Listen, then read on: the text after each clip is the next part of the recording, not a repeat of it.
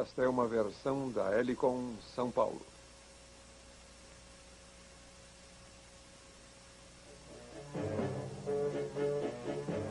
Um deserto fértil, tumbas gigantes, uma religião dedicada à imortalidade e um governante que garantia o nascer do sol todos os dias.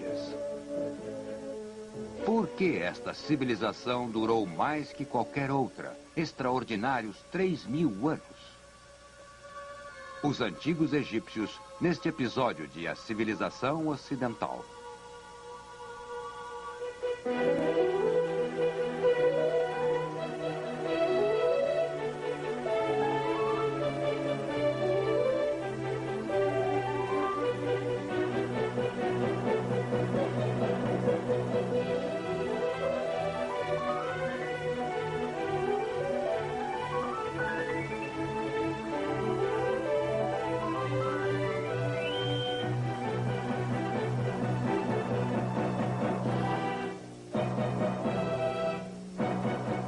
E agora o professor da Universidade da Califórnia, Eugene Weber, em sua jornada através da história da civilização ocidental. A civilização ocidental tem seu início real no Oriente, que é onde o Sol nasce. Ali surgiram as primeiras civilizações de onde nasceram as nossas. É onde encontramos o crescente fértil, que alguns livros ainda descrevem como o berço da civilização e que, como podem ver, é uma porção realmente pequena da Ásia e da África, que vai da Mesopotâmia e Síria ao Egito. Mas é difícil enfatizar demais a importância deste pequeno pedaço de terra. Muitas das coisas que hoje consideramos banais tiveram suas raízes aqui, milhares de anos atrás. Desde o dinheiro em nossos bolsos até nossa atitude perante a imortalidade. É um paradoxo. Mas a maior parte do chamado crescente fértil é relativamente árido. Cerca de 5.000 anos atrás, as primeiras povoações urbanas existiam apenas nas margens de um rio ou de seus afluentes que não secavam durante o verão. Por outro lado, os três principais rios, Tigre, Eufrates e Nilo, muitas vezes causavam enchentes que transformavam os vales em pantanais. Assim, a agricultura dependia em muito do controle de inundações e da irrigação. Primeiro era preciso drenar a terra, depois era necessário mantê-la irrigada.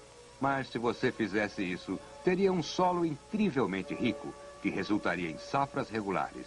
Não uma, mas sim várias vezes ao ano. Assim, a terra era muito promissora, mas também impunha condições especiais sobre os agricultores. Os antigos egípcios costumavam mostrar o Nilo e seu relacionamento com ele em murais como este. A escavação de canais de irrigação e sua manutenção eram tarefas sociais até mais do que construir muros para defender a aldeia.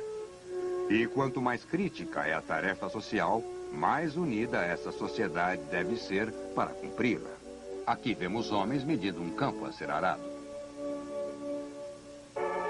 O controle da água no crescente fértil também trouxe à sociedade um poderoso instrumento. As pessoas não conformistas eram excluídas da água. Em um clima temperado, como na Europa, geralmente há muita água, e ser afastado dela não chega a ser trágico. Mas numa zona árida, você pode morrer sem água, e isso também ajuda a explicar os primórdios da organização social entre as comunidades da região.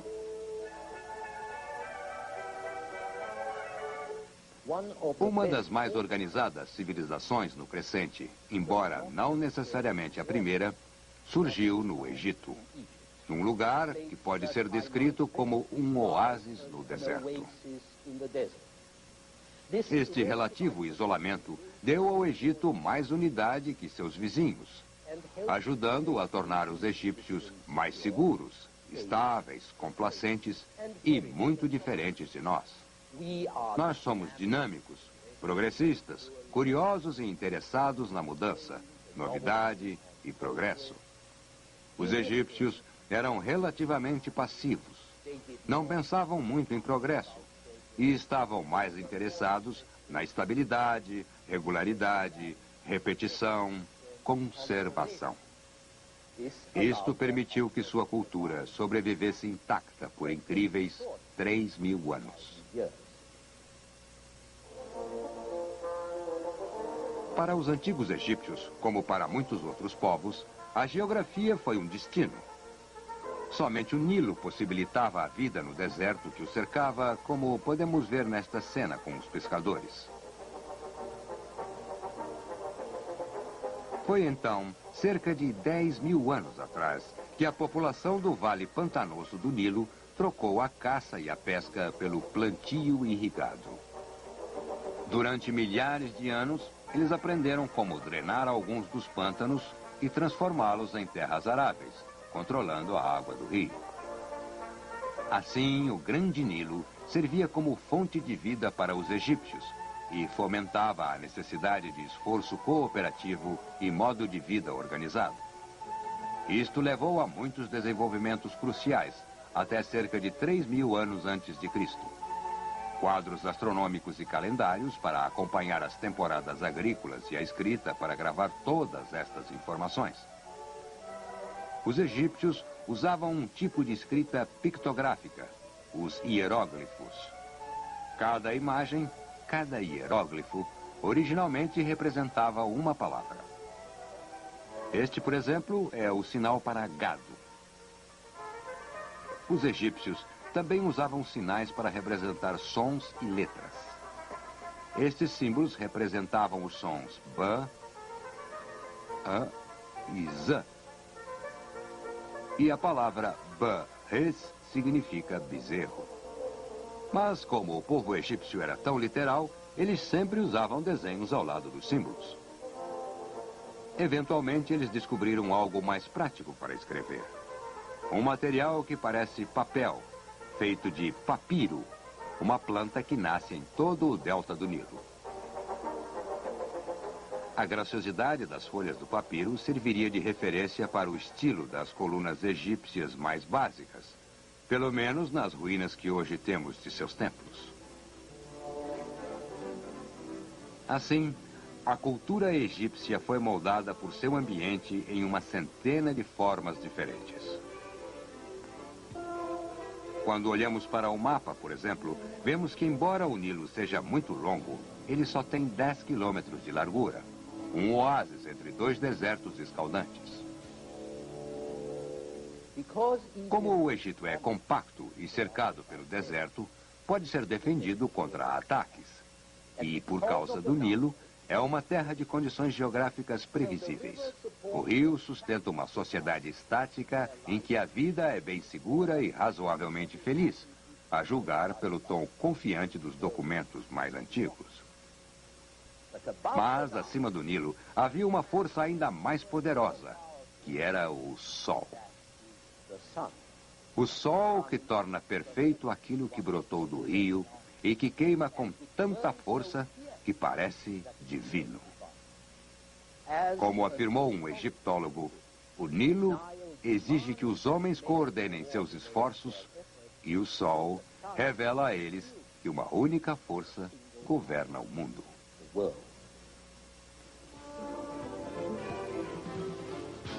Esta simbiose entre sol, rio e vale ribeirinho é reproduzida nos dois mais importantes deuses do Egito, Ra e Osíris. Ra é o sol e o pai dos outros deuses, o criador da vida e da ordem nos campos humano e divino. Osíris é a terra, o deus da água fertilizante e da vegetação. Ele também é mostrado aqui como o deus da morte e da ressurreição.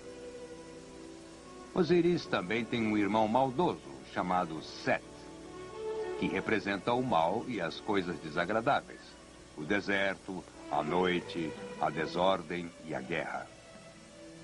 Para os egípcios, a luta entre Set e Osíris simboliza o drama cósmico, o ciclo da morte após a vida e a vida após a morte. No vale há um homem que é parte Deus e parte rei. Ele é o Faraó, um título que tem origem no nome do palácio em que ficava a sua corte. Desde o primeiro príncipe guerreiro que se designou como Faraó, por volta de 3.000 anos antes de Cristo, até Cleópatra, a última rainha egípcia que morreu 30 anos antes de Cristo, o Egito teve 31 dinastias distintas de faraós. Para os egípcios, era o faraó quem garantia o nascer do sol viajando durante a noite, simbolizada por este leopardo, e chegando com segurança na aurora. Era o faraó quem garantia a colheita, sendo o primeiro a empunhar a enxada cerimonial. E era o faraó quem atirava uma ordem por escrito no Nilo, determinando a época da enchente. Para a sorte dele, a enchente acontecia regularmente e o seu comando era invariavelmente obedecido. Se o faraó era um deus, ele também era o Estado. Ele era o dono de tudo que seu povo possuía. Era até mesmo o dono do próprio povo. Todos os oficiais agiam em seu nome e seus cargos estavam sujeitos à sua vontade divina. A lei não era codificada, mas sim baseada em costumes, e era simplesmente considerada a palavra do rei, sua interpretação pessoal da vontade e justiça divinas. As decisões não eram codificadas, porque cada uma delas servia para um momento e circunstância específicos. E, além do mais, uma lei codificada adquiria uma autoridade impessoal, a qual poderia competir com a autoridade do ser divino, cuja vontade e desígnio formavam a única forma de lei.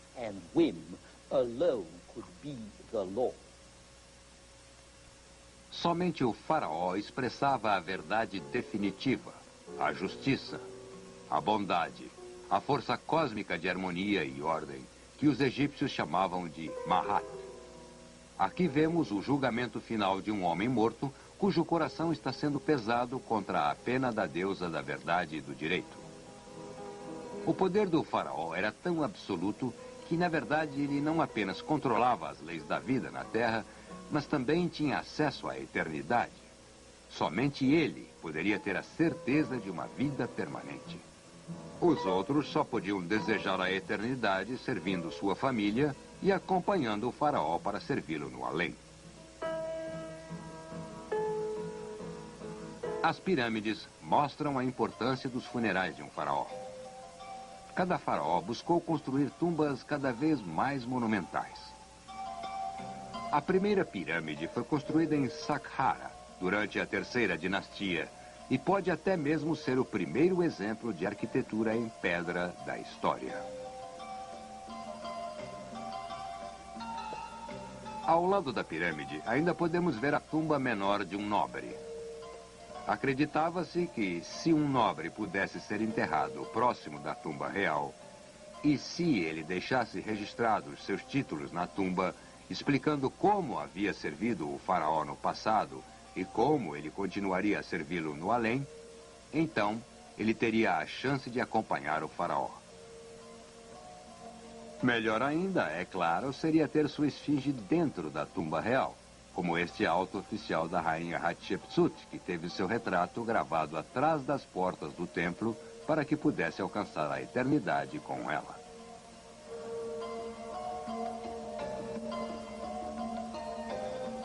O clímax dessa obsessão funerária ocorreu por volta de 2600 a.C., com as pirâmides da quarta dinastia, especialmente a grande pirâmide de Quéops, em Giza, ao norte da capital, que na época era Mênfis. A grande pirâmide tem quase 150 metros de altura e contém cerca de 2,5 milhões de blocos de pedra, cada um pesando 2 ou 3 toneladas, mas com alguns blocos chegando a 15 toneladas. Certa vez, Napoleão sentou-se à sua sombra e calculou que aquele volume de pedras daria para construir um muro em volta da França, com 3 metros de altura e 30 centímetros de espessura. Todas estas pedras foram levadas e dispostas com extraordinária precisão pela força muscular de mão de obra escrava. Os trabalhadores eram postos em campos de trabalho durante os meses de verão, quando o rio cobria os campos, e transportavam as pedras quando a superfície inundada mostrava-se conveniente para o trânsito.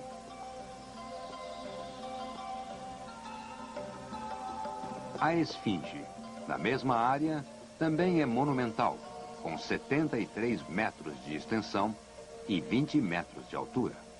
Mas, pelo menos, não teve que ser transportada. Foi escavada de uma pedra que estava ali por acaso. Mas os monumentos egípcios mais imitados foram os obeliscos, cada um esculpido de um único bloco de granito, medindo entre 20 e 30 metros de altura. Hoje podemos vê-los nas capitais da Europa e, é claro, em Washington, onde, como sempre ocorre, os americanos aprimoraram o estilo original e fizeram um obelisco 5 vezes maior. Como nas pirâmides, os obeliscos representam e simbolizam a brilhante forma cônica dos raios do sol e também o desejo humano de imortalidade, a união com os deuses. Mas o esforço para construir esses monumentos não podia ser eterno. O peso sobre a mão de obra e os recursos da nação era demasiado. Entre 2500 e 2300 a.C., os reis da quinta e sexta dinastias construíram pirâmides bem menores. E com o declínio em tamanho, veio a diminuição da posição real, com simultânea elevação de sacerdotes e nobres. A cultura egípcia floresceu e brilhou neste período. Expedições comerciais foram ao Líbano em busca de cedro, Creta para o azeite de oliva e ao deserto para a mineração do cobre, e toda a nação avançou econômica e intelectualmente nas primeiras 4 dinastias. No início, tudo isso representou mais poder e glória para o faraó. Mas, à medida que o Estado se tornava mais poderoso e eficiente, o faraó precisava de um número maior de servidores. O governo tornava-se mais complexo. Havia mais cargos oficiais e os servidores enviados a terras distantes acabavam tendo maior autonomia. Supostamente, eles deviam aplicar a vontade do rei, mas, na verdade, aplicavam seu próprio julgamento. E assim, ironicamente, as forças reais centralizantes, tentando expandir e controlar cada vez mais, criaram uma contrapartida descentralizante de individualismo. Quando oficiais do governo conseguiam realizar as ordens do faraó, eles recebiam direitos hereditários a terras e até mesmo direitos hereditários aos cargos que controlavam. E à medida que sua riqueza e posição se fortaleciam, os servidores tornavam-se menos dependentes do faraó nesta vida e no além. Enquanto isso, as grandes fundações funerárias à volta dos túmulos reais cobriam grandes áreas para manter os sacerdotes em oração e os reis mortos felizes. Estas grandes cidades mortuárias não apenas esgotavam recursos importantes durante a construção, mas sua manutenção ocupava muita terra, mesmo após acabada e com seu construtor já enterrado. Tanto no Egito foi destinado a templos e túmulos que os números e a riqueza dos sacerdotes cresceram de forma dramática. E, ao mesmo tempo, os faraós estavam abdicando de grandes porções de terra, a fonte de sua riqueza. Com a redução da riqueza e poder dos faraós, houve maior descentralização, tanto política quanto religiosa. Em 2600 a.C., na quarta dinastia, e a seguir na quinta, as tumbas dos nobres estavam congestionando a área ao redor dos túmulos reais. Em 2300 a.C., na sexta dinastia, muitos nobres como este construíram seus túmulos em casa, nas províncias. Os sacerdotes e os altos oficiais do governo acreditavam que tinham uma boa chance de vida eterna por conta própria. eles não tinham que molestar o faraó, nem tinham que se incomodar com ele. E além de não precisarem mais construir para a eternidade, agora eles também podiam interpretar o Mahat, a justiça e a verdade, que antes eram aplicadas somente pelo faraó. E assim termina a sexta dinastia em 2200 a.C., e com ela se encerra o período conhecido como Velho Reinado. Nos 2 séculos seguintes, a descentralização do poder real egípcio trouxe fragmentação e anarquia, com os nobres e príncipes lutando pela supremacia. O chamado Reinado Médio tem início quando uma nova dinastia de faraós restaura a ordem, mas também tem suas fraquezas estruturais. A palavra do faraó não é mais lei. As leis passam a ser escritas, e o próprio faraó só é aceito enquanto seja poderoso e alerta. Com a crescente independência da nobreza, é apenas uma questão de tempo, até que a família real perca o seu controle. Ocorre um novo período de guerras, desunião e desordem entre 1700 e 1500 a.C. Mas desta vez, estrangeiros chegam do Nordeste, povos belicosos e mais bem armados que os egípcios, com cavalos, carruagens e armas mais potentes. Estes são os Ixos, os reis pastores da Ásia. O Egito deixa de ser um oásis para tornar-se um campo de batalha. Pela primeira vez, uma parte do seu território é conquistada por estrangeiros. A profunda sensação de segurança que havia sido a pedra fundamental da sociedade egípcia estava quebrada. Quando os invasores finalmente foram expulsos, no século XVI a.C., vieram os grandes faraós guerreiros, cujos heróicos esforços foram registrados em gravuras bélicas. Neste novo reinado, o Egito teria mais períodos de glória e mais anos de paz, mais ou menos entre 1500 e 1000 a.C.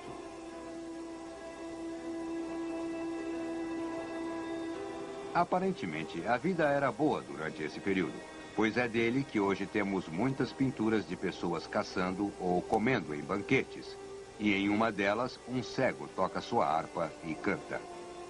Como em todas as boas coisas do Egito, é uma velha canção, mas que continuaria a ser cantada por muito tempo. E é assim que ela termina.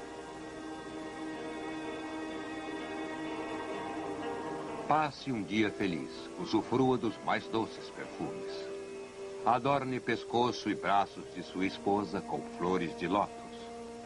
E mantenha seu amor sempre ao seu lado. Não interrompa a música e a dança. Esqueça a preocupação. Pense apenas no prazer, pois em breve chegará sua vez. A jornada para a terra do silêncio.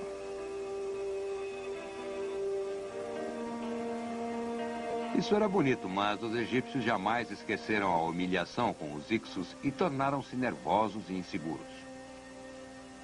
O novo reinado enfrentou novas invasões e a nova classe de soldados profissionais e administradores passou a dirigir o país, sempre ao lado dos sacerdotes.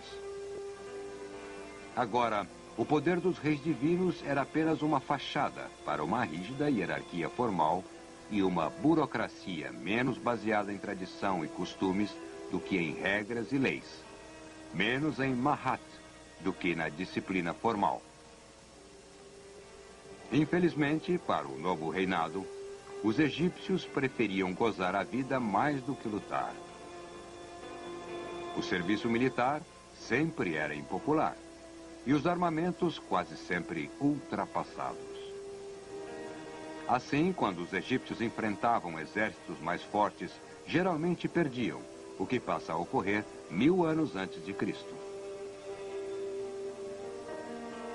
Após a conquista do Egito em 330 a.C. por Alexandre o Grande, ele foi governado pelos Ptolomeus, descendentes de um general de Alexandre, até que a última dinastia chegou ao seu triste fim com o suicídio de Cleópatra e a colonização por Roma.